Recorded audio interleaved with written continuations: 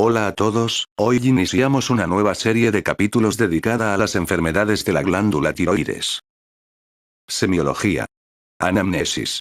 La anamnesis en los pacientes con sospecha de enfermedad tiroidea debe recoger los antecedentes familiares y personales de alteraciones del tiroides o de enfermedades autoinmunitarias, así como los personales de irradiación cervical y tratamiento con fármacos que pueden influir sobre el eje hipotálamo-hipófiso tiroideo. También es importante valorar la edad del paciente y si concurren determinadas situaciones fisiológicas, como el embarazo o el posparto. Debe realizarse un interrogatorio dirigido sobre sintomatología local y sistémica, síntomas que pueden aparecer cuando existe hipofunción o hiperfunción tiroideas. Exploración física. Comprende la exploración local cervical, tiroides y cadenas ganglionares, y la general. La exploración física local comprende tres fases distintas. Inspección. Puede mostrar la presencia de cicatrices, lesiones dérmicas y, sobre todo, de bocio. Palpación. Es la maniobra más importante y puede realizarse con el explorador situado detrás o delante del paciente. La palpación se efectúa con los pulpejos de ambos pulgares. La palpación de la glándula no debe considerarse patológica en todos los casos, ya que puede ser normal en un individuo delgado. El conocimiento de la consistencia del tejido tiroideo puede resultar útil.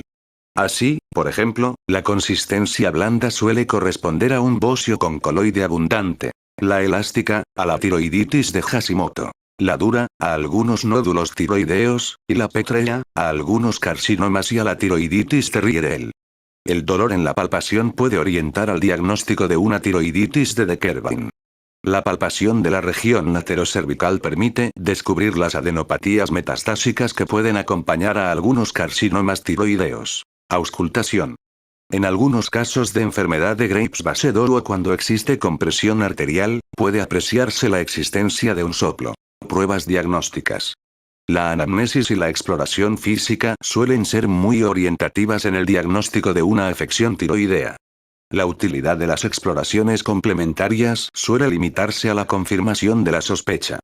Las pruebas diagnósticas de las enfermedades del tiroides pueden clasificarse en 4 grupos que se detallan a continuación. Pruebas funcionales. Determinaciones de las concentraciones séricas de hormonas tiroideas, otros compuestos yodados y proteínas transportadoras. Las concentraciones de referencia de las determinaciones hormonales citadas en este capítulo lo son a título de orientación y para sujetos adultos, ya que pueden variar según los laboratorios, las técnicas utilizadas y con la edad. Determinación de la concentración sérica de T4 libre. Con la valoración simultánea de las concentraciones de tirotropina, TSH, la determinación de T4 libre es la exploración de mayor utilidad en el estudio de la función tiroidea. Sus valores de referencia determinados mediante análisis inmunoquimioluminiscente automatizado son 0,69 a 2,3 nanogramos por decilitro. La T4 libre está elevada en el hipertiroidismo y disminuida en el hipotiroidismo. En el síndrome de resistencia a la acción de las hormonas tiroideas, pueden hallarse concentraciones elevadas de hormonas tiroideas libres con situación metabólica de eutiroidismo o incluso de hipotiroidismo. Determinación de la concentración sérica de T3 libre. Resulta de utilidad relativa en la valoración de los pacientes con síndrome de la T3 baja o en las situaciones poco frecuentes de tirotoxicosis por T3.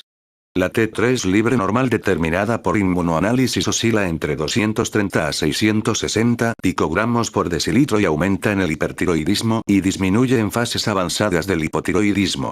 Determinaciones de las concentraciones séricas de tiroxina y triiodotironina totales, T4T y T3T. Mediante técnicas de radioinmunoanálisis, sus valores de referencia son de 4 a 11 miligramos por decilitro para la T4 total y de 82 a 179 nanogramos por decilitro para la T3 total.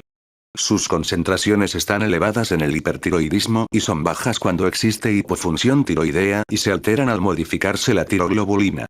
En la práctica clínica habitual, estas determinaciones han sido sustituidas por las de las hormonas libres. Determinación de la concentración sérica de TBG. Sus valores de referencia, determinados por RIA, son de 1,1 a 2,2 miligramos por decilitro. Aumenta en alteraciones familiares, con el embarazo, en hepatopatías y con la toma de algunos fármacos, estrógenos, tamoxífeno, y disminuye en las enfermedades graves, el síndrome nefrótico y con la toma de andrógenos y glucocorticoides a dosis altas, entre otras situaciones. Determinación de la concentración sérica de T3 inversa. La T3 inversa sérica, determinada por radioinmunoanálisis, es de 25 a 75 nanogramos por decilitro.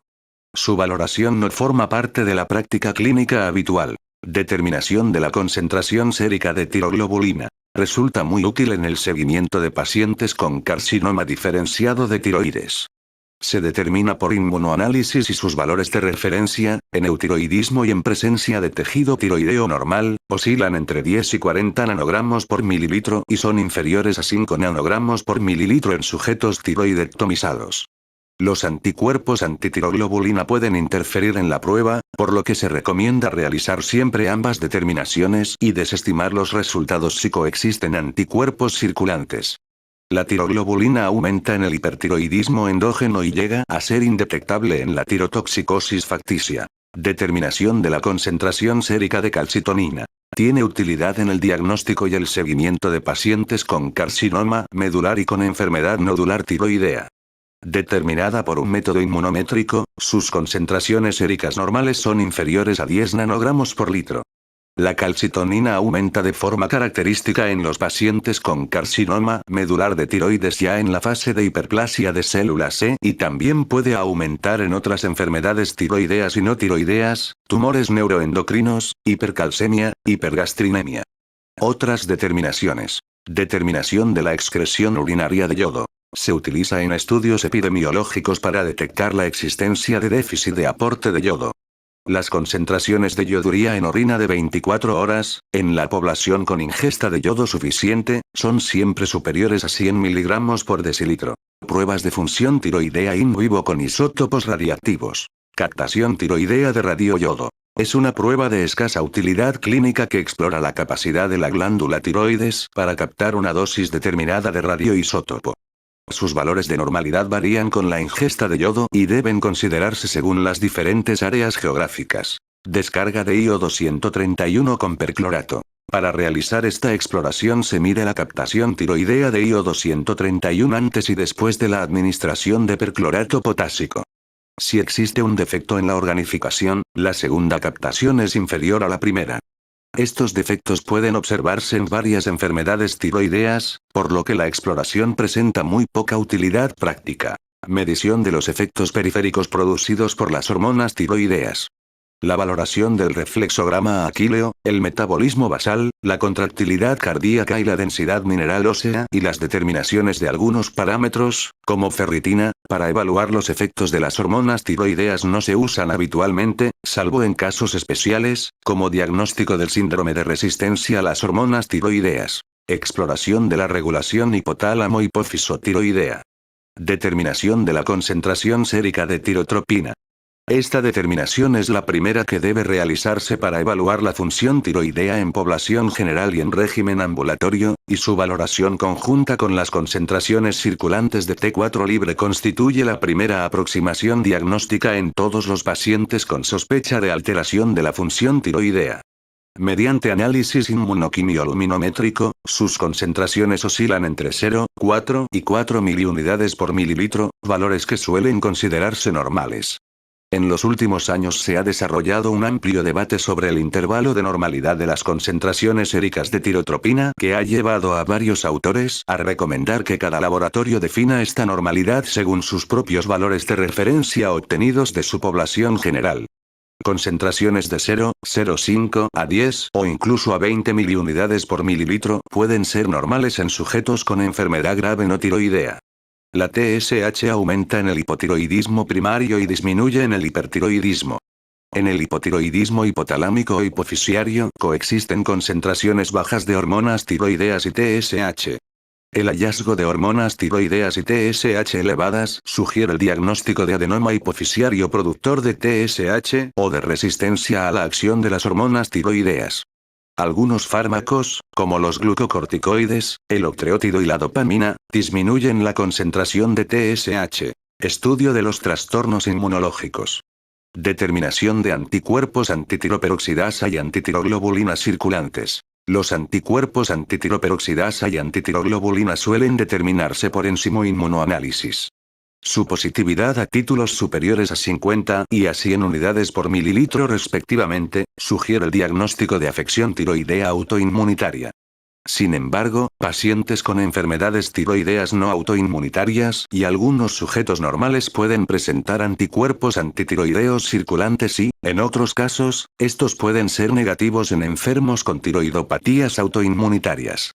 En la actualidad, en especial en las zonas con aporte de yodo suficiente, se acepta que basta con determinar los anticuerpos antitiroperoxidasa, ya que los escasos pacientes con positividad aislada para anticuerpos antitiroglobulina raramente presentan enfermedad tiroidea. Determinación de anticuerpos antirreceptor de TSH. Resulta de especial interés en el estudio de la enfermedad de Graves-Basedow, en la que algunas de estas inmunoglobulinas desempeñan un papel esencial en su etiopatogenia. En la mayoría de los laboratorios se determinan estos anticuerpos mediante técnicas de radioreceptor ensayo que detectan la existencia de inmunoglobulinas inhibidoras de la unión de TSH a su receptor, pero no su función específica. Títulos superiores a 14 unidades por litro se consideran positivos y se hallan en el 80%, 90% de los pacientes con enfermedad de Graves-Basedow.